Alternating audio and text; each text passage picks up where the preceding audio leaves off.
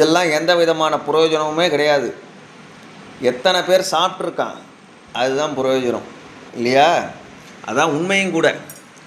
அதனால் கோவிலுக்கு போய் செய்கிறவங்க அதே கோவிலில் போய் ஃபஸ்ட்டு அன்னதானத்தை செய்யுங்க. அதே மாதிரி நீங்கள் ஒரு பூஜை ஏற்பாடு பண்ணியிருக்கீங்க, உங்கள் தலைமையில் ஒரு 2 லட்ச ரூபா செலவு பண்ணியிருக்கீங்கன்னா அதில் எத்தனை பேர் சாப்பிட்டான்? நீங்கள் ஆடம்பரத்துக்கு பண்ணியிருக்கீங்க, ரைட்டு, இல்லைன்னு சொல்லலை, உங்களோட திருப்தி அது. அதில் எத்தனை பேர் வயிறார சாப்பிட்டான் அதை பாருங்கப்பா. அதை விட்டுட்டு லைட்டு போடுறீங்க, டெக்கரேஷன் பண்ணுறீங்க, 10 காசுக்கு புண்ணியம் வராது. என்ன அன்னதானம் ஒரு 2 வாட்டி பண்ணிப்பார், அப்படி அமோகமாக ஒரு பேர் நிற்கும். சின்ன பையன் ஒரு எக்ஸோ ஒய்யோ இசட்டோ பேர் சொல்லுவோம்.